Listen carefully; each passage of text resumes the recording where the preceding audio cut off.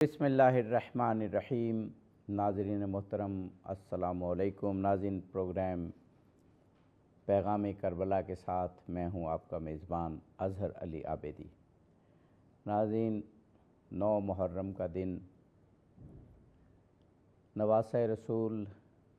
जिगर गोशे बतूल, फ़र्ज़ंद मुर्तज़ा, सैयदुश्शुहदा हज़रत इमाम हुसैन अलैहिस्सलातु वस्सलाम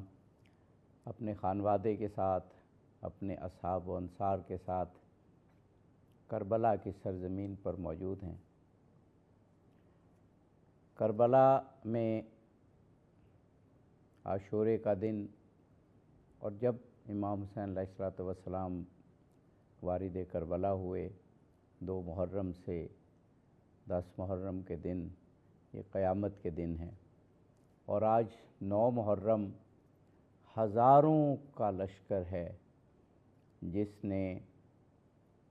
नवासे रसूल और ख़ानदान रिसालत को घेरा हुआ है। मज़ीद लश्कर पर लश्कर आ रहे हैं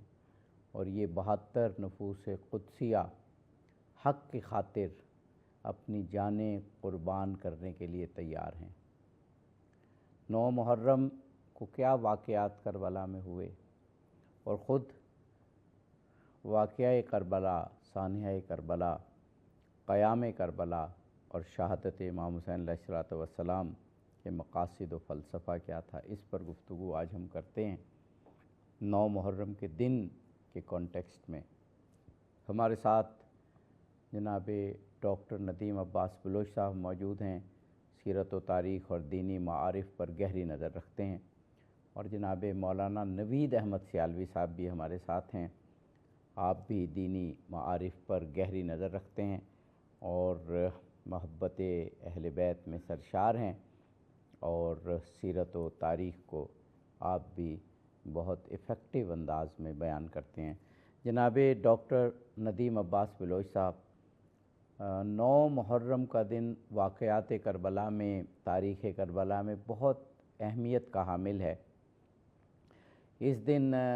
तारीख़ हमें बताती है कि लश्कर पर लश्कर आ रहे हैं और सिब्ते पैगंबर और उनके ख़ानवादे को घेर रहे हैं। और कुछ तारीख़ें हमें बताती हैं, बल्कि मुस्तनद तारीख़ें, कि आज ही के दिन अशक़िया ख़ानवादा रसूल को तहे देख करने के लिए आमादा होते हैं और हमला करते हैं। मैं चाहूँगा कि 9 मुहर्रम के वाक़यात और उसके तनाज़ुर में आप इमाम हुसैन अलैहिस्सलातु वस्सलाम के करबला में आने के मक़ासिद बयान फरमाइए। बिस्मिल्लाहिर्रहमानिर्रहीम। अस्सलातु वस्सलामु अला मुहम्मद व अला अहलि बैतिही अत-तय्यबीन अत-ताहिरीन अल-मासूमीन। आबिद साहब, आपका बहुत शुक्रिया कि आपने हज़रत इमाम हुसैन अलैहिस्सलातु वस्सलाम और शुहदाए करबला के मौजू पर मुनाकिदा इस प्रोग्राम में जो है वो शिरकत का मौका अता फरमाया। देखिए, माह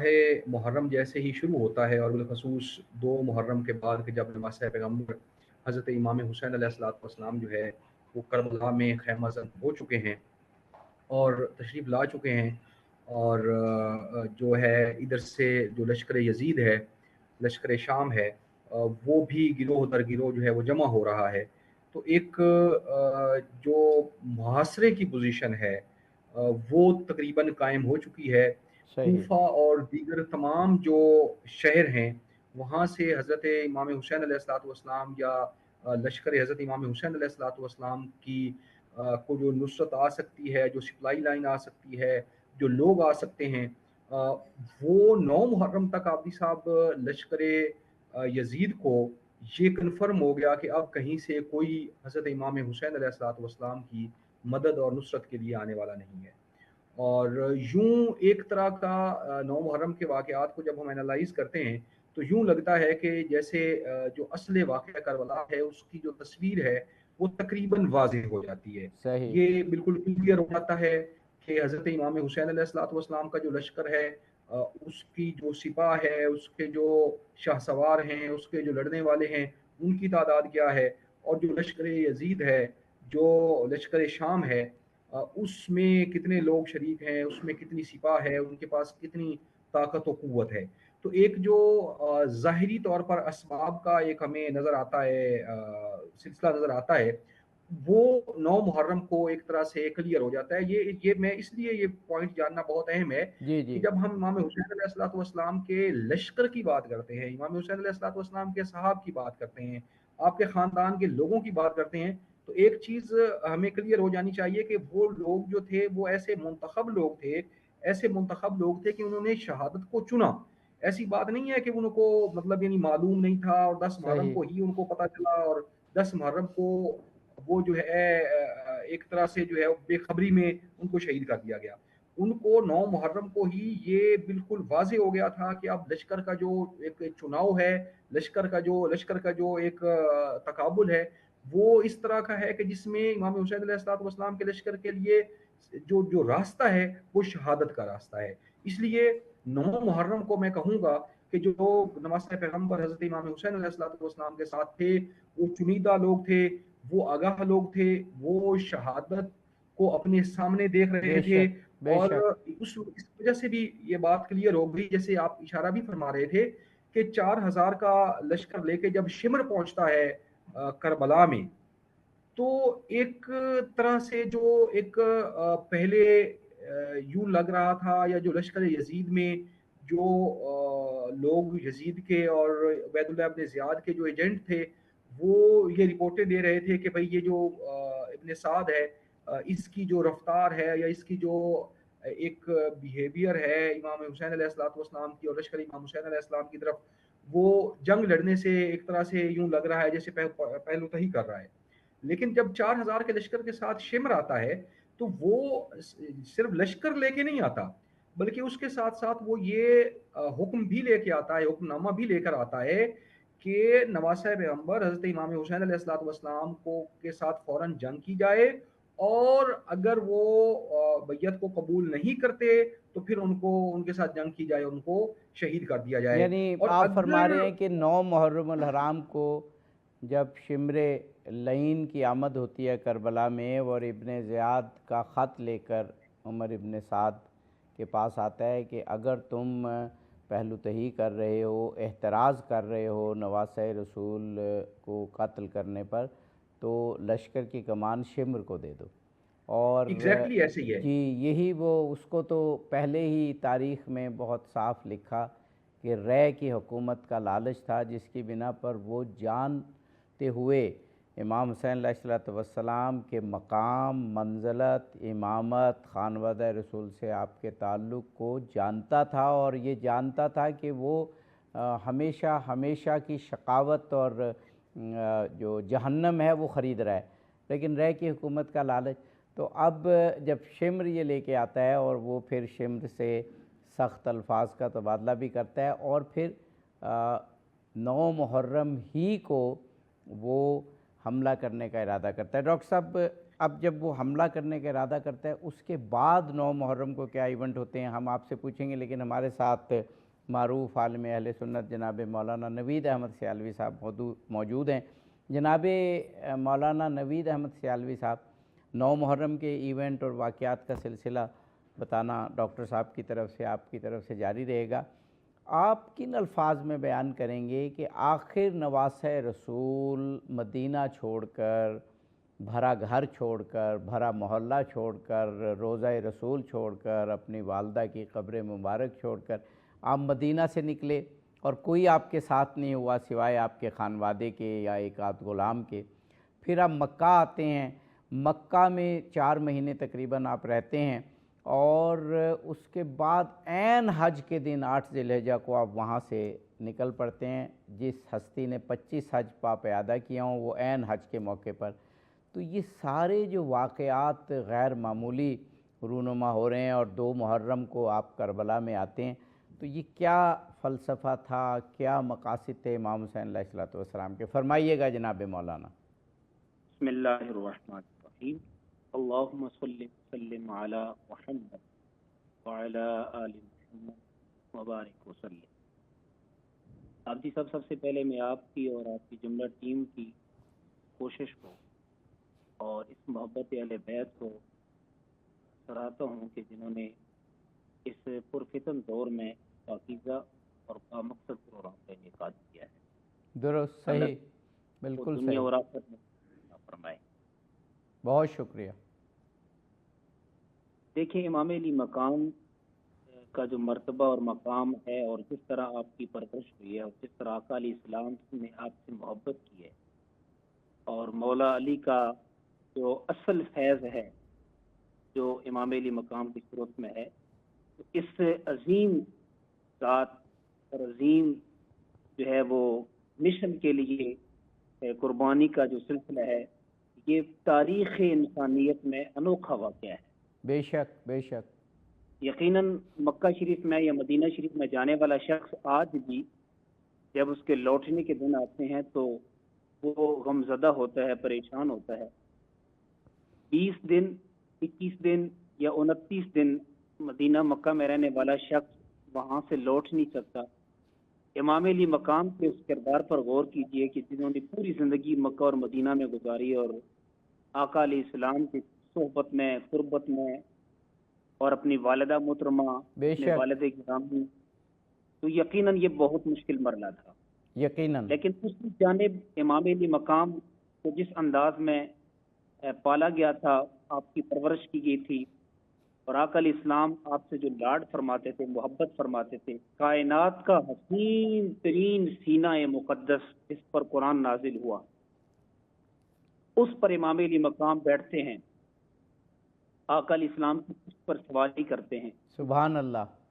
آقا علیہ السلام کی زلفوں سے کھیلتے ہیں، آقا علیہ السلام کی لعاب دہن آپ کی خوراک بنتی ہے، آقا علیہ السلام نے جنہیں خود قرآن پڑھایا، تعلیم و تربیت کی،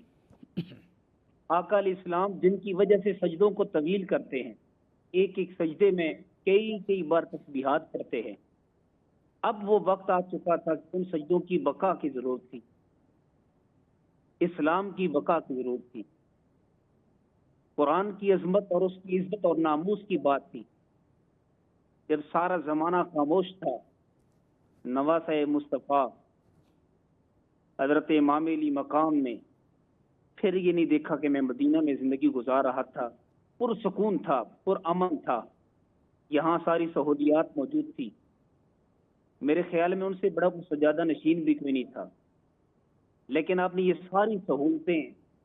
ان کو نظر انداز کرتے ہوئے امام علی مقام نے مکہ کی طرف سفر کیا، اور بے شک، آپ فرما رہے تھے کہ مکہ میں آپ نے 4 مہینے قیام کیا، اور خاص ان ایام میں جب حجاج حج کے لیے آتے ہیں مکہ کی طرف، اور امام علی مقام رضی اللہ عنہ اپنا یہ لشکر، یہ نفوس قدسیہ، یہ ننھے شہزادے اور یہ 72 کا جو یہ قافلہ ہے، لشکر ہے، یہ لے کر مولانا کی صاحب طرف۔ قبلہ ہمیں ایک وقفے پر جانا ہے، وقفے کے بعد ہم آپ کی گفتگو یہیں سے متصل کریں گے۔ ناظرین، آج 9 محرم الحرام، قیامت کا دن، آج کا دن، اور پھر کل آنے والا دن عاشورہ، نواسۂ رسول اور خانوادہ رسول پر بہت بڑی مصیبت کا دن، اور ایسی مصیبت کا دن یہ 9 محرم اور 10 محرم کے خود رسول خدا اس وقت جس حزن کی کیفیت میں ہیں وہ احادیث میں آ چکا کہ حضرت ام سلمہ کو، حضرت ابن عباس کو آپ خواب میں آئے، اور جس طرح آپ غمزدہ تھے، رنج کے عالم میں تھے، وہ انشاءاللہ ہم اپنے پروگرامز میں بیان کریں گے۔ اور آج 9 محرم الحرام کا دن اہل بیت علیہم السلام پر مصائب کا، رنج کا، آزمائش کا ایسا دن کہ جب زمین اور آسمان بھی رو رہے ہیں۔ آج کا دن، آنے والا دن، رسول اللہ بھی مغموم ہیں، رسول اللہ بھی رنج کے عالم میں ہیں، اور پوری کائنات، کیونکہ وجہ تخلیق کائنات شخصیات پر مصائب کا عالم ہے، تو پوری کائنات اس وقت رنج میں ہے، غم میں ہے۔ یہ اب انسان پر ڈیپینڈ کرتا ہے کہ وہ اس کائنات کے ساتھ ہم آہنگ ہوتی ہے۔ اپنے رسول اللہ کے خانوادے پر جو مصیبت ہے، اس مصیبت میں غم زدہ ہوتی ہے۔ یہ اب ہماری اپنی اپنی قسمت ہے۔ ہمارے ساتھ ڈاکٹر ندیم عباس بلوچ صاحب، ہمارے ملک کے ایک نامور اسکالر اور ایک نامور عالم دین، جناب مولانا نوید احمد سیالوی صاحب موجود ہیں۔ جناب مولانا نوید احمد سیالوی صاحب، وقفے سے قبل آپ 9 محرم کی کچھ رودات بیان فرما رہے تھے، فرمائیے گا۔ جی آپ جیسا میں گزارش کر رہا تھا کہ وہ قافلہ نفوس قدسیہ جب مکہ سے روانہ ہوا جی جی تو حجاج کے قافلے آ رہے تھے مکہ کی جانب، تو کسی نے زبان حال سے پوچھا ہوگا امام علی مقام یا جناب علی اصغر سے، امام علی اصغر سے، آپ یہ قافلہ لے کر کہاں جا رہے ہیں؟ لوگ پوری دنیا سے حج کے لیے آتے ہیں، آپ کہاں جاتے ہیں؟ تو میرے خیال کے مطابق ایک ہی آواز آتی ہوگی، ساری دنیا حج کرنے آ رہی ہے، آج نواسہ مصطفیٰ حج کو بچانے جا رہا ہے۔ بے شک۔ امام علی مقام اپنا پورا خاندان کنبہ لے کر جب 2 محرم کو کربلا کی سرزمین میں پہنچتے اور خیمے نصب کرتے ہیں، تو 2 محرم سے لے کر آج 9 محرم تک کیا بیتی ہے، اتنی مشکلات کاٹی ہیں۔ میں سمجھتا ہوں کہ آج کے دور میں تجزیہ کیا جائے، ہم دیکھیں اپنی زندگی میں کہ اگر دین کے لیے، اسلام کے لیے، قرآن کی بقا کے لیے اتنی قربانی ہمیں دینی پڑ جائے، یہ ناممکن سا کام لگتا ہے، لیکن یہ حقیقت ہے، تاریخ اسلام ہمیں بتلاتی ہے۔ یہ جذبہ شہادت، یہ عزت مصطفیٰ اور عزت دین کے لیے قربانی کا جو جذبہ ہے، وہ امام علی مقام کے جسم میں، دل میں کوٹ کوٹ کے بھرا ہوا تھا۔ وہ بے جانتے شک۔ تھے کہ آقا علیہ السلام نے میری وجہ سے سجدوں میں طوالت اختیار کی ہے، آج ان سجدوں کی بقا کی بات ہے، آج دین کی بقا کی بات ہے، آج اسلام کے خلاف غلط قسم کے رویے اور سازشیں کی جا رہی ہیں۔ امام علی مقام نے 7 محرم تک وہاں جو مشکلات کٹی، اس کے بعد پانی کی بندش ہو گئی، کس انداز کے ساتھ آپ اسے ہینڈل کیا، اور 9 محرم تو ایک قیامت کی پوری، جب محاصرہ کر دیا گیا، یوں حملے کا فیصلہ ہو چکا تھا کہ اب ہم نہیں چھوڑیں گے، اور شمر بھی 4000 کا لشکر لے کر کربلا میں داخل ہو گیا۔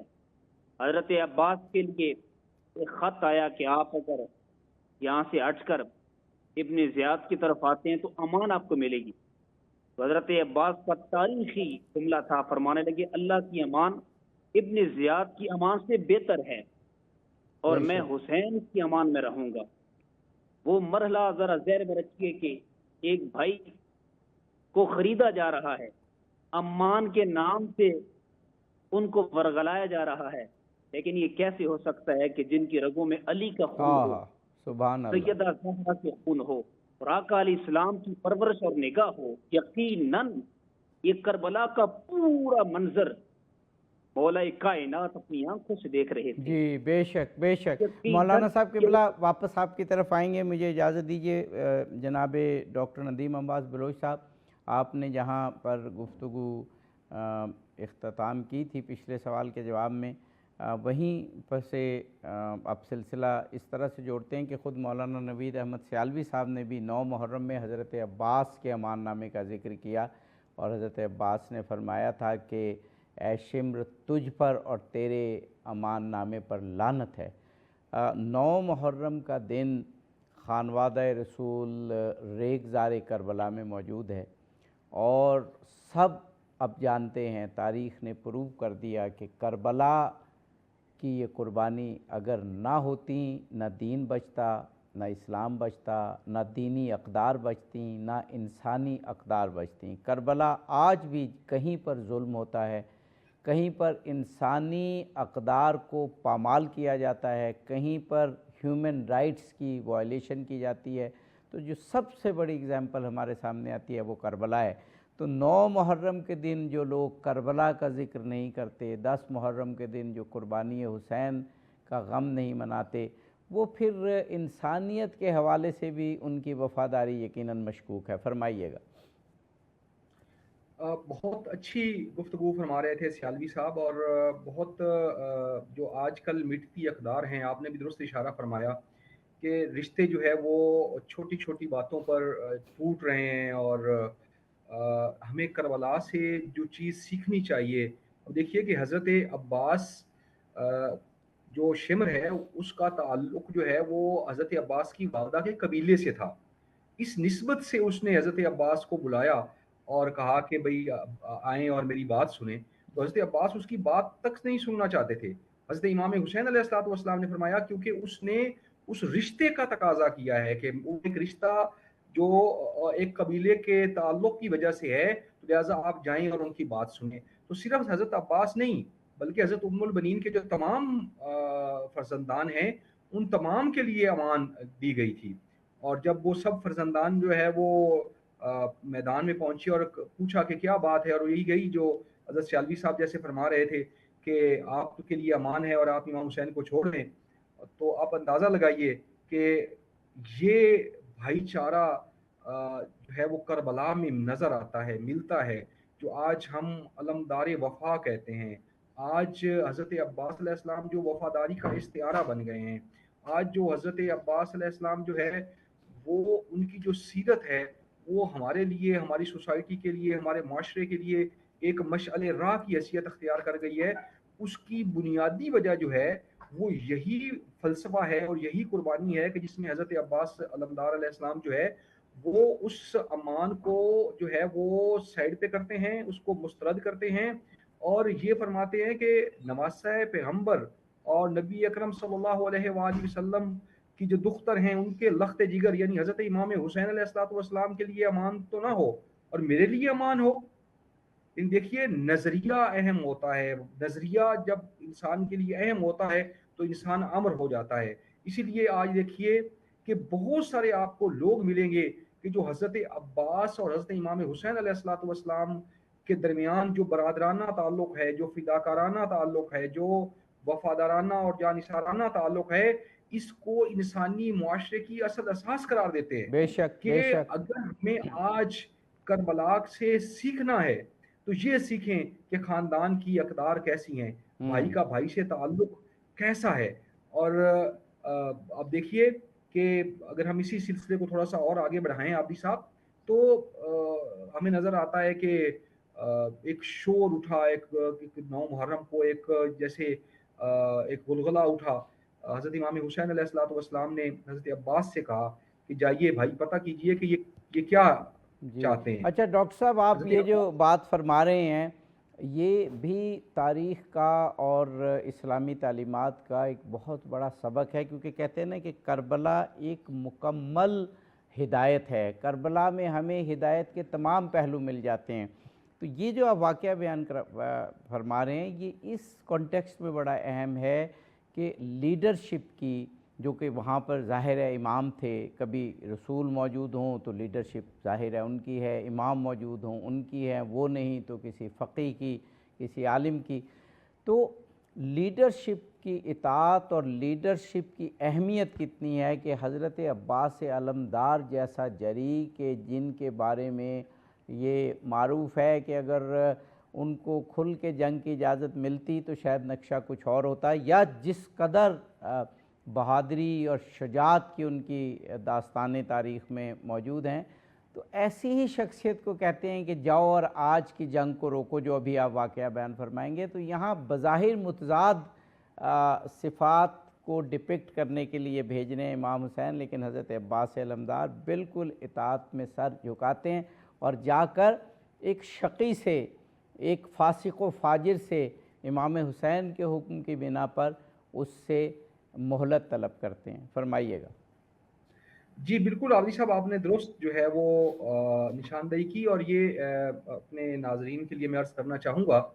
कि इमाम और इमाम का जो मानने वाला है, जो पैरोकार है, उसके दरमियान जो ताल्लुक़ है वो अगर इमाम कहे कि चलो तो चलना है, रुको तो रुकना है, यानी बैठो तो बैठना है, लेटो तो लेटना है, यानी इमाम की इताअत जो है उस पे सवाल नहीं उठाना। तो हज़रत इमाम हुसैन अलैहिस्सलाम का जो फ़लसफ़ा है, आपने बड़े अच्छे मरहले में गुफ्तगू को लेके गए। ये भी हमें सीखना पड़ेगा कि इमाम हुसैन अलैहिस्सलाम हज़रत अब्बास को भेजते हैं और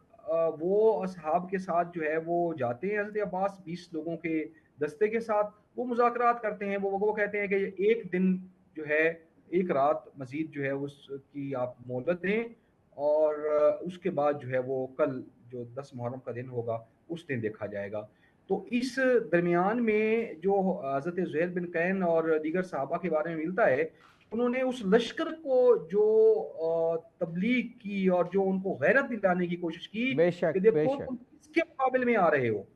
تم نواسہ پیغمبر کے قتل کے در پہ ہو رہے ہو، تم صحیح۔ جو ہے وہ حضرت سیدہ زہرا سلام اللہ علیہا کے جو ہے وہ لخت جگر کو شہید کرنے کے در پہ ہو، تم کیا منہ دکھاؤ گے کل قیامت کے دن رسول اکرم صلی اللہ علیہ وآلہ وسلم کو کہ جن کا کلمہ تم پڑھتے ہو ان کے لخت جگر کو جو ہے وہ شہید کرنے والے ہو۔ تو ایک یہاں پر سیکھنے کی اور ایک بات یہ بھی ہے کہ جو ایک اتمام حجت ہے، جو لوگوں کے سامنے امام حسین علیہ الصلوۃ والسلام کا تعارف ہے، کہ لوگ کہیں اس غلط فہمی کا شکار نہ ہو جائیں کہ جس کو شہید کرنے کے لیے آ رہے ہیں یہ کون ہے، وہ مکمل تعارف جو ہے وہ لشکر اور ڈاکٹر یزید صاحب کو اس اور میں ایک سبق یہ بھی پوشیدہ ہے کہ ہمارا پہلا کام جنگ نہیں ہے، ہمارا پہلا کام کانفلکٹ پیدا کرنا نہیں ہے، ہمارا پہلا کام کمیونیکیٹ کرنا ہے، تبلیغ کرنا ہے، نشر و اشاعت کرنا ہے، اور حق کا پیغام بہت واضح انداز میں دنیا تک پہنچانا ہے تاکہ حجت تمام ہو جائے۔ جب تمام مراحل طے ہو جائیں اس کے بعد کہیں پھر جنگ کی یا قتال کی نوبت آئے گی، یہ بھی ایک سبق اس میں ملتا ہے۔ جی ڈاکٹر صاحب۔ جی جی بالکل ایسے ہی ہے۔ اور دیکھیے ایک یہاں پر ہر تحریک کے مقاصد ہوتے ہیں۔ کربلا جو ہے یہ مادیت کی وہ جو ہے وہ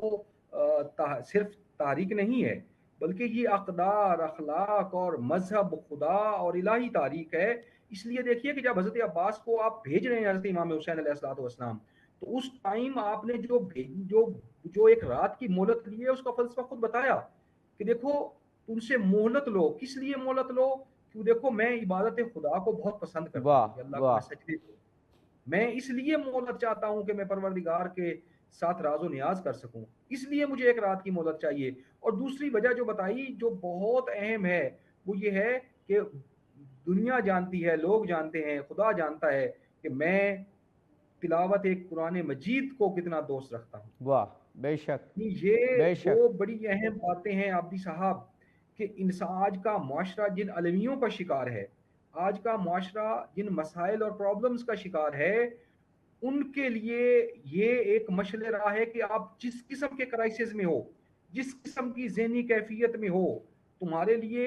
جو بہترین علاج ہے، جو بہترین چیز ہے جس کے ذریعے سے تم جو ہے وہ سکون حاصل کر سکتے ہو، وہ تلاوت قرآن جی ہے۔ ڈاکٹر صاحب، یہ دن قیامت کے دن ہیں، یہ دن مصیبت کے دن ہیں، یہ دن آل محمد علیہم السلام پر شہادت کے دن ہیں، آزمائش کے دن ہیں۔ امام حسین علیہ السلام قربانی عظیم کے لیے تیار ہیں، وہ قربانی جو چشم فلک نے نہ پہلے دیکھی اور نہ اس کے بعد، کیونکہ اسی قربانی کے ذریعے ہمیشہ ہمیشہ کے لیے اسلامی تعلیمات کی بقا کا سامان مہیا ہونا تھا۔ ہمارے ساتھ ڈاکٹر ندیم عباس بلوچ صاحب اور مولانا نوید احمد سیالوی صاحب موجود ہیں۔ جناب مولانا نوید احمد سیالوی صاحب، آج کے دن کے واقعات اور ان میں جو مضمر اسباق ہیں ان کو آپ بیان فرما رہے تھے۔ آج کے دن کے ایونٹس میں یہ جو بات ہو رہی ہے کہ امام حسین علیہ السلام آج جو حملہ ہونے والا تھا اس کو روکتے ہیں، مہلت مانگتے ہیں، کس کے لیے؟ عبادت کے لیے، تلاوت کلام پاک کے لیے، اور وہ پھر ہم شب عاشور کے پروگرام میں اس کا زیادہ ذکر کریں گے جو ہم ریکارڈ بعد میں کرتے ہیں یا پیش بعد میں ہم کرتے ہیں۔ آج میں دن کے حوالے سے کچھ اور بات کرنا چاہ رہا ہوں کہ جب امام حسین علیہ السلام یہ ذکر کرتے ہیں کہ ہم یہ جو مہلت مانگ رہے ہیں یہ تلاوت قرآن کے لیے ہے، نماز کے لیے، اللہ سے لو لگانے کے لیے ہے، تو دراصل آپ یہ ایک سوچنے کا سامان مہیا کر رہے ہیں لشکر کفار کو کہ دیکھو قرآن کی جانب دیکھو، قرآن کی تعلیمات کی جانب دیکھو، قرآن میں ہم اہل بیت کے بارے میں کیا لکھا ہے اس پر دیکھو، ہم تمہیں جاؤ ایک دن کی اور مہلت دیتے ہیں کہ ایک دن اور سوچ لو اور اپنے ہاتھ رسول اللہ کے خانوادے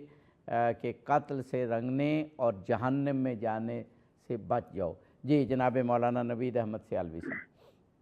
جی بالکل ایسا ہی ہے۔ امام علی مقام نے جب مہلت طلب کی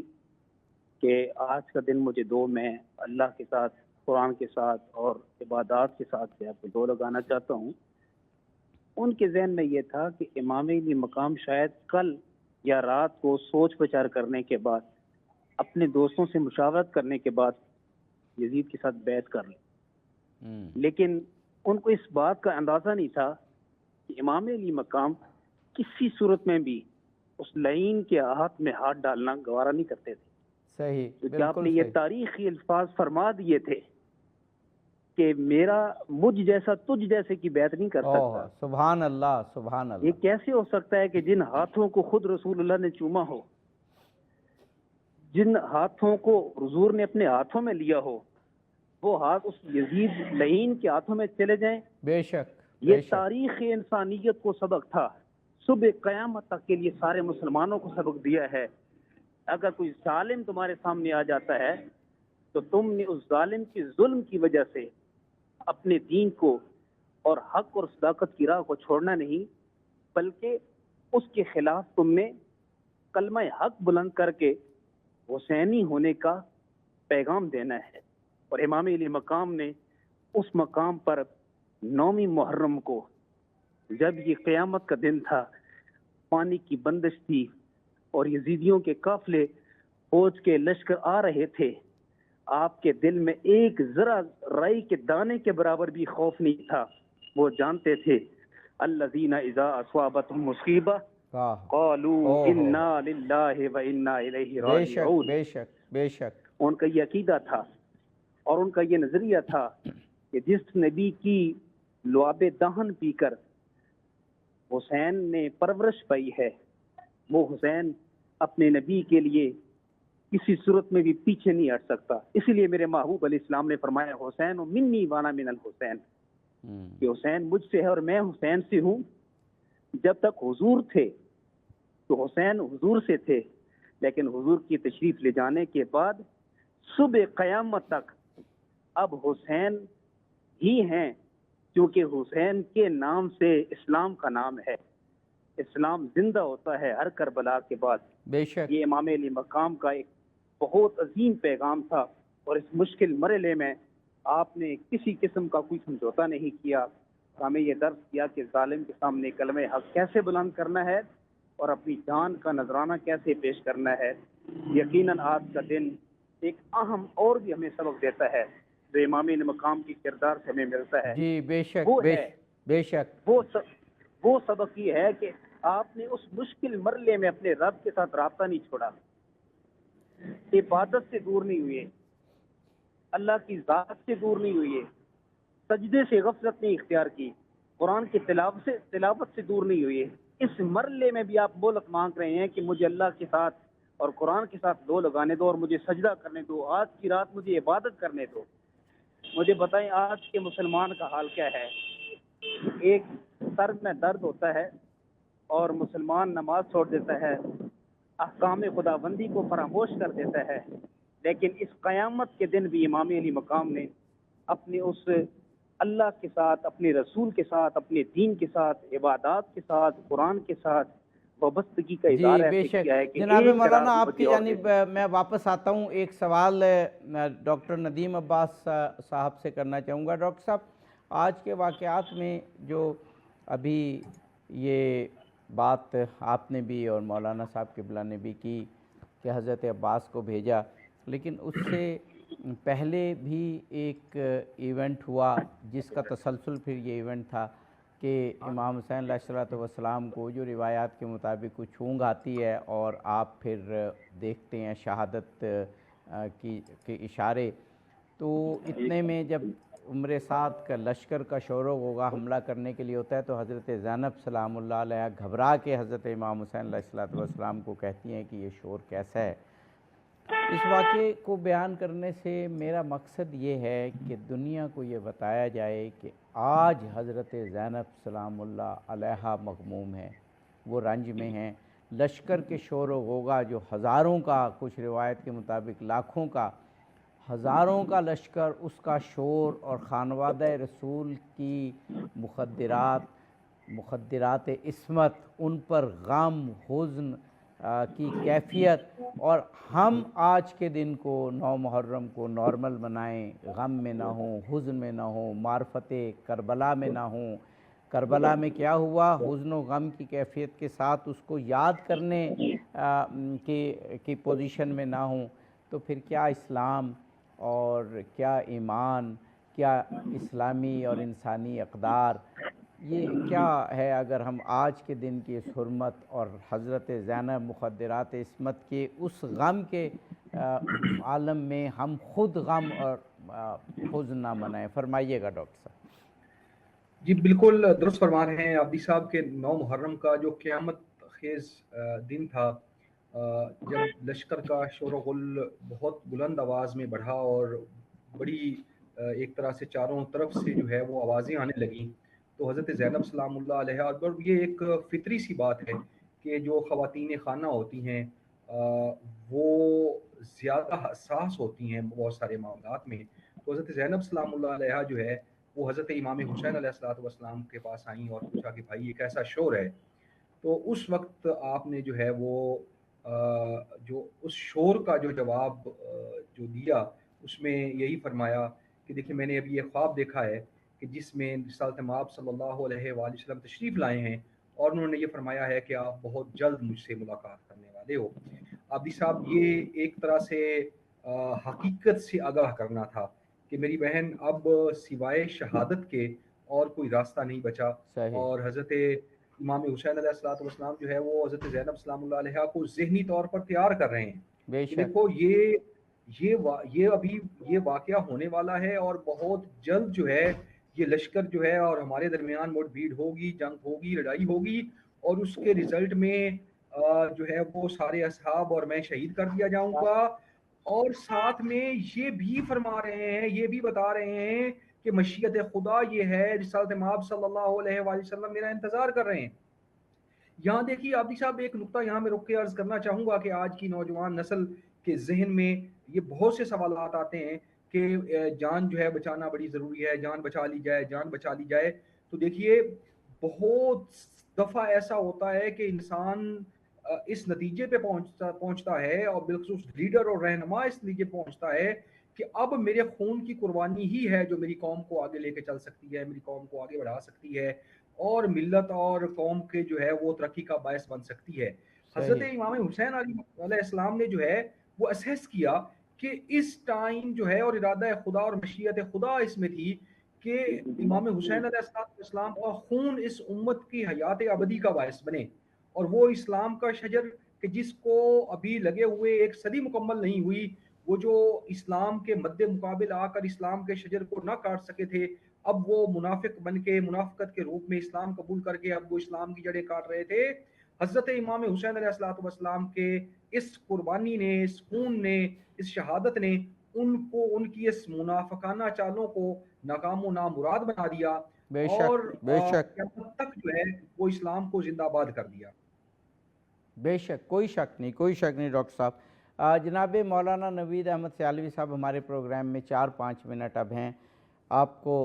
ہزاروں لوگ اس وقت پوری دنیا میں دیکھ رہے ہیں اس پروگرام کے ذریعے، امت مسلمہ کو فلسفہ قیام امام حسین اور آج کے دن اور کل عاشورہ کے دن کی حرمت، اس کی اہمیت کے بارے میں آپ کیا پیغام دینا چاہیں گے، کیا بتانا چاہیں گے کہ تمام امت مسلمہ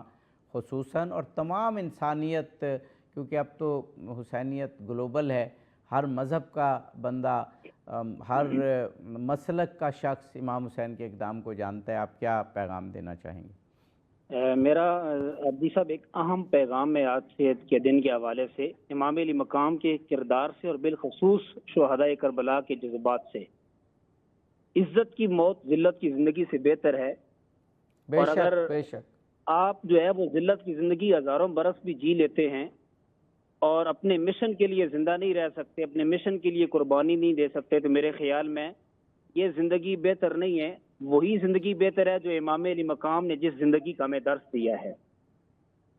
اور دوسرا پیغام آپ کے پورے واقعہ کربلا اور آج نامی محرم کے حوالے سے صبر اور استقامت ہے۔ مشکل ترین حالات میں بھی صبر کا دامن نہ چھوڑنا اور اپنے موقف پر ثابت قدم رہنا، یہ اگر کسی سے سیکھنا ہو تو نواسہ مصطفیٰ سے سیکھ سکتے ہیں۔ سبحان اللہ۔ اور تیسرا امام علیہ مقام نے جو واقعہ کربلا سے ہمیں سبق دیا ہے وہ اصولوں کی قربانی، ذاتی مفادات مال و دولت اور خوف کو پس پشت ڈال کر حق کا ساتھ دینا، یہ اگر کسی نے ہمیں سکھایا ہے تو یہ نواسۂ مصطفیٰ نے ہمیں سکھایا ہے۔ بے شک۔ اور چوتھا اور آخری پیغام جو امام علیہ مقام اور آپ کی جو خواتین تھی ان کی طرف سے کتنا اہم تھا کہ آج کی خواتین ذرا غور تو کریں کہ وہ کس قدر اسلام سے محبت کرتی ہیں اور اسلام کے لیے کیا قربان کرتی ہیں۔ وہ تو نماز اپنے وقت پر ادا نہیں کر سکتی، ذرا حضور کے آل اولاد اور آقا علیہ السلام کی بچیوں بیٹیوں کو دیکھیں اور امام علیہ مقام کے خانوادے کو دیکھیں کہ انہوں نے اپنے دین کے لیے، اسلام کے لیے خواتین نے کتنا سفر کیا، اور سفر میں جا کر اس پیاس کی شدت میں اور ظلم کی انتہا تھی، پانی کی بندش تھی،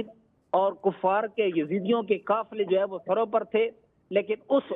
موقع پر بھی حضرت سیدہ زینب پاک نے اور آپ ساری خواتین نے جو ہمیں پیغام دیا صبر کا اور ڈٹ جانے کا، وہ یقیناً پیغام امام علیہ مقام کی خواتین ہی دے سکتی ہیں۔ یہ تاریخ انسانیت کا ایک انوکھا واقعہ ہے اور سبق آموز واقعہ ہے۔ اس سے ہمیں بہت سارے اسباق ملتے ہیں ہماری زندگی کو بدلنے کے لیے۔ اس لیے شاید ہم اس واقعے کو صحیح نظر سے دیکھتے نہیں یا پڑھتے نہیں۔ اگر آج بھی قرآن پاک کو اور واقعہ کربلا کو جوڑا جائے، یقیناً یوں معلوم ہوتا ہے کہ جیسے یہ پورا کا پورا قرآن کی آیات اس موقع پر نازل ہوئی جو امام علی مقام نے اپنی کردار کربلا میں ہمیں بتلائی ہیں۔ اللہ کریم امام علی مقام کے اس کردار کو، مشن کو آگے چلانے اور اس فکر کے ساتھ آگے چلنے کی ہمیں توفیق نصیب فرمائے۔ آپ کی پوری ٹیم کو میں بار دیگر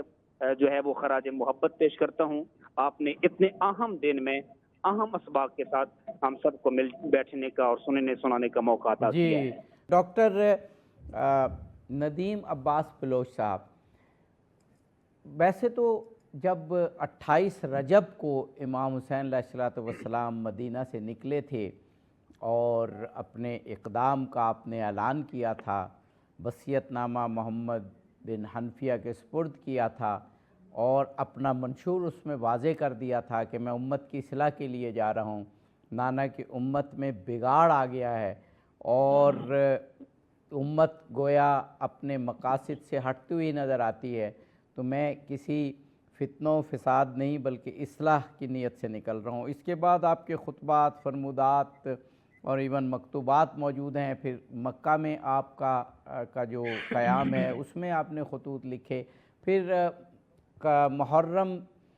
میں 2 محرم کو کربلا میں آتے ہوئے دوران سفر آپ نے بہت سے خطبات دیے۔ تو یہ کتنی اہمیت رکھتے ہیں کربلا کی معرفت کے لیے اور مقاصد کو سمجھنے کے لیے، اور آج وہ دن عروج کا دن ہے کہ جہاں امام حسین اپنے منشور کا ایک مرتبہ پھر اعلان کر رہے ہیں حضرت عباس کو بھیج کر، اور جو کچھ انہیں فرمائیے گا جناب ندیم عباس بلوچ صاحب۔ جی عابد صاحب، بالکل آپ نے درست نشاندہی کی کہ حضرت امام حسین علیہ الصلوۃ والسلام جب مدینہ سے نکلنے لگے تو اپنے مقاصد کو جو ہے وہ بالکل واضح بیان کیا کہ انی لم اخرج عاشرا ولا باطنا ولا مفسدا ولا ظالما، کہ میرا جو مقصد ہے نکلنے کا وہ کوئی ظلم پھیلانا، فساد پھیلانا، افراتفری پھیلانا نہیں ہے۔ میں جس مقصد کے لیے نکل رہا ہوں وہ فقط اور فقط لطلب اصلاح امت جدی رسول اللہ، کہ میں نبی رحمت صلی اللہ علیہ وآلہ وسلم کی امت کی اصلاح کے لیے نکل رہا ہوں، اور یہ اصلاح بہت ضروری ہے۔ اگر وقت پر ظلم کو، ظالم کو نہ روکا جائے تو پھر صدیاں گزر جاتی ہیں اور کئی نسلوں کو جو ہے وہ غلامی اور جبر کا جو ہے وہ کی صورت میں اس کا خراج جو ہے وہ ادا کرنا پڑتا ہے۔ اس لیے حضرت امام حسین علیہ الصلوۃ والسلام یہ سمجھ رہے تھے اور بالکل درست سمجھ رہے تھے کہ یہ جو اسلام ہے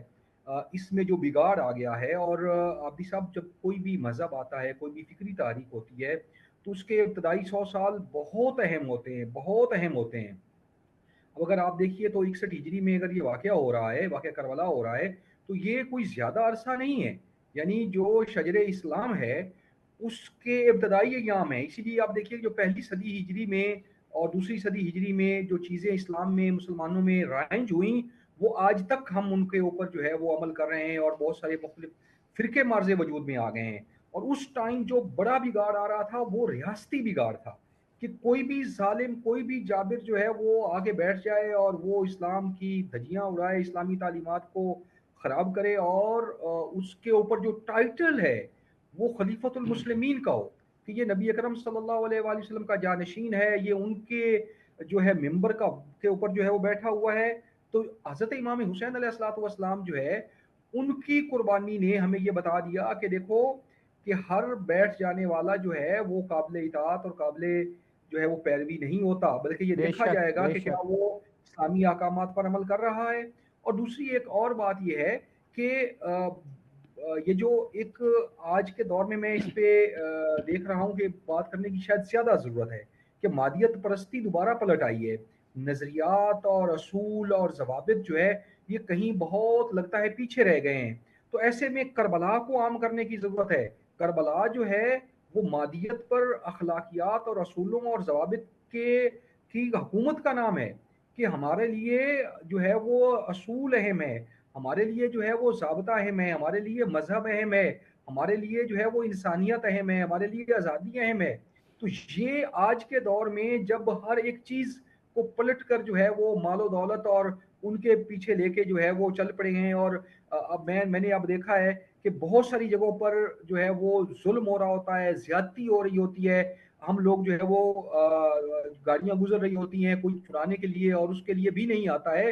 تو اس ایسے دور میں امام حسین علیہ الصلوۃ والسلام کی تعلیمات کا جاننا اور اصولوں کے ساتھ کھڑے ہونے کا درس لینا بہت ضروری ہے۔ اور یاد رکھیے یہ اصولوں کے لیے، جو الہی اصولوں اور الہی ضوابط کے لیے جب آپ سٹینڈ لیتے ہیں اور جان سے گزر جاتے ہیں تو پھر اللہ تعالیٰ آپ کو وہ قبولیت اور مقبولیت عطا کرتا ہے کہ دنیا بھر کی جو طاقتیں ہیں صدیوں آپ کو مٹانے کے پیچھے لگی رہیں، آپ کے مزارات گرائیں، آپ کی قبول کے نشانات مٹائیں، آپ کا نام لینے والوں کو پھانسیاں لگائیں، لیکن پھر بھی آپ سر بلند رہتے ہیں، آپ پھر بھی زندہ باد رہتے ہیں۔ کیوں؟ کیونکہ آپ کا جو نظریہ ہے وہ الہی نظریہ ہے، وہ خالق کا نظریہ ہے، وہ اللہ تعالیٰ کا حکم ہے، اور جو اللہ تعالیٰ کا ذکر بلند کرتے ہوئے، اس کی بات بلند کرتے ہوئے جان کی قربانی پیش کرتے ہیں،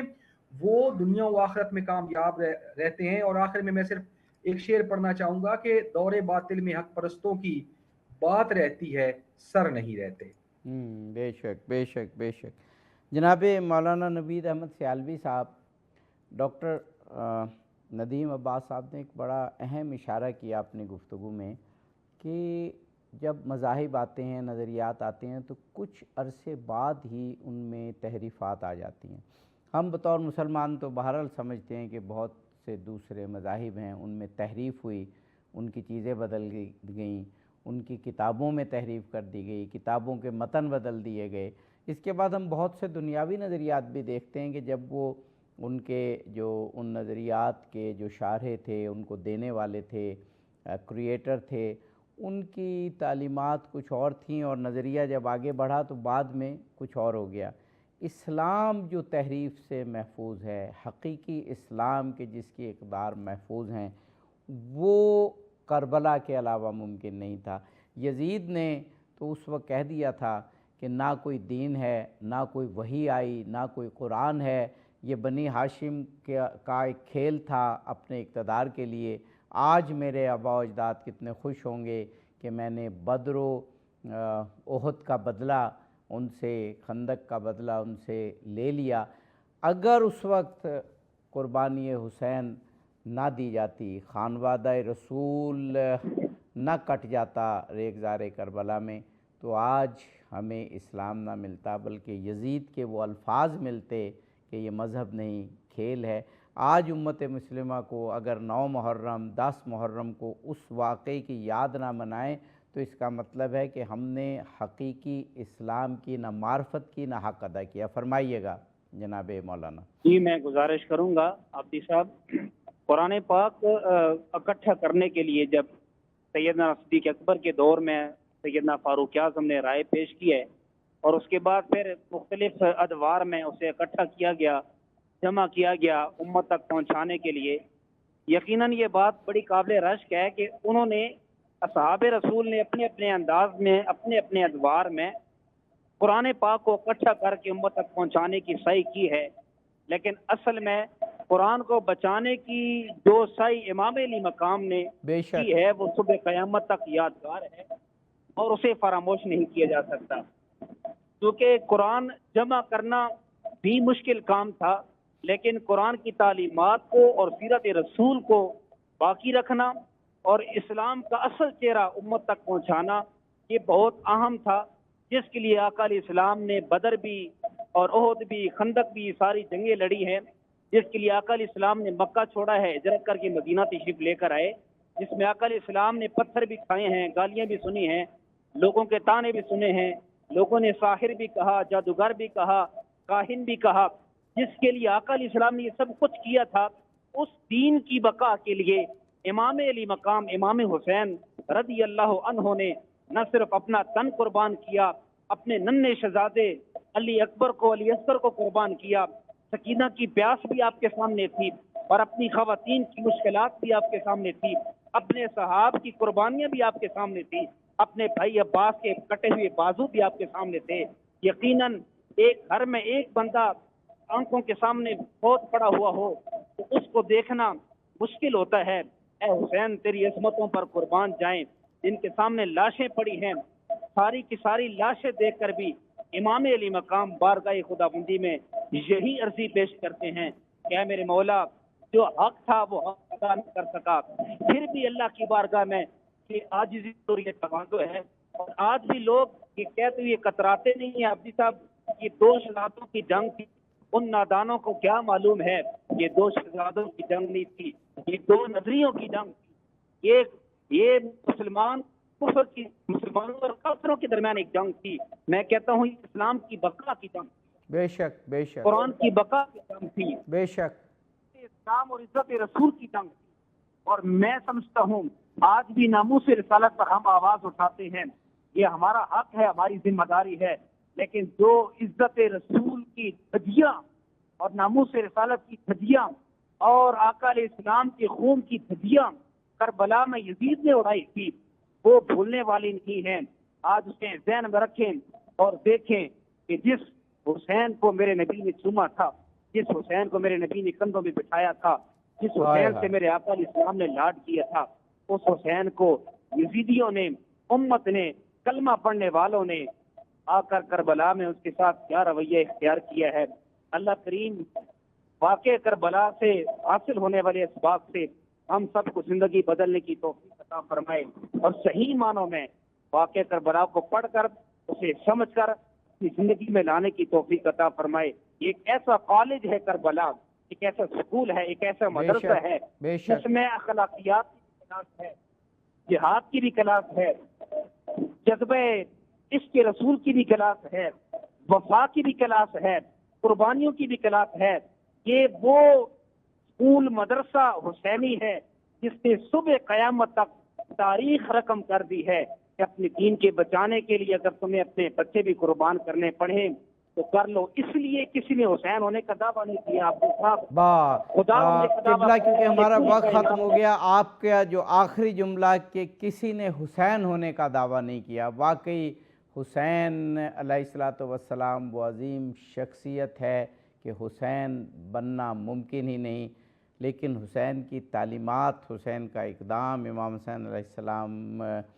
کی شہادت کو سمجھنے کی